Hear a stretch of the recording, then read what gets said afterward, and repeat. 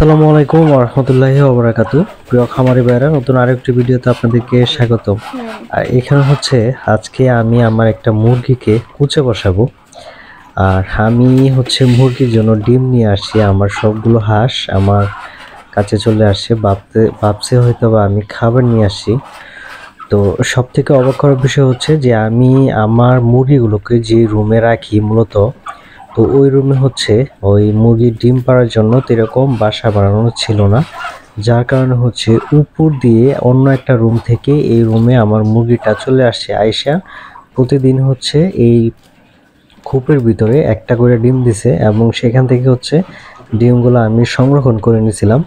দেন হচ্ছে ডিম পাড়া শেষ করে আজকে সারাদিন সকাল থেকে হচ্ছে মুরগিটা কুচে বসেছিল একটা ডিম নিয়ে। এই জন্য হচ্ছে ভাবলাম যে এটার নিচে সবগুলো ডিম দিয়ে দিই। মূলত ডিম পারছে হচ্ছে 8 পিস। আমি আরও একটা মুরগির ডিম একসাথে অ্যাড করে এখানে টোটাল হচ্ছে 12 পিস ডিম আমি আমার মুরগির নিচে দিয়ে দিছি। তো গত মাসে আমার খামারে অনেকগুলো হচ্ছে দেশি মুরগির বাচ্চা ফুটছিল। প্রায় হচ্ছে 80 থেকে 90 পিস মুরগির বাচ্চা আমার খামারে গত মাসে ফুটছিল।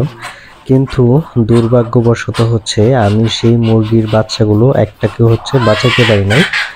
আর আমার মুরগির বাচ্চাগুলো মারা যাওয়ার কারণ হচ্ছে সবগুলোর চোখে হচ্ছে বসন বের হয়েছিল। এই বসন হওয়ার পর আমার যে মুরগির বাচ্চাগুলো ছিল সবগুলো হচ্ছে মারা গেছিল।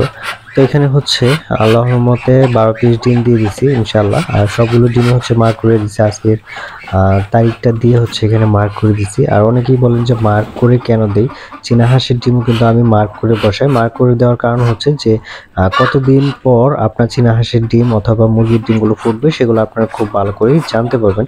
এটা হচ্ছে আমার খামারের সব থেকে বড় কিং, এটা হচ্ছে আমার খামারের বুড়ো হাঁস। তো এইটা হচ্ছে আমার কাছে আমার সাথে সবসময় হচ্ছে খুব বেশি মজা করে। তো এরকম হচ্ছে আমার যে চীনা হাঁসগুলো আছে সবগুলো হচ্ছে আমার এই জায়গায় রাখা আছে।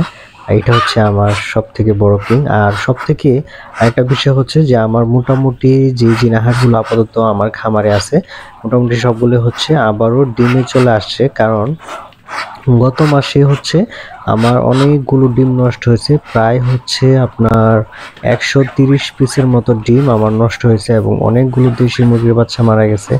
যদিও আমি দেশি মুরগির সেক্টরে প্রথম পা রাখছিলাম, এই জন্য হচ্ছে আমার কিছু ভুলের কারণেই আমার এই খামারের দেশি মুরগির বাচ্চাগুলো মারা গেছিলো। আর হচ্ছে চীনা হাঁসের ডিমগুলো নষ্ট হওয়ার কারণ হচ্ছে আমার কিছু গাফিলতির কারণেই সেই চীনা হাঁসের ডিমগুলো নষ্ট হয়েছে। এবং আপনারা অনেকেই আমাকে চীনা হাঁসের বাচ্চার জন্য নক দিয়েছিলেন। তো খুব দুঃখের বিষয় যে আমি কাউকে হচ্ছে চীনা হাঁসের বাচ্চা দিতে পারি নাই।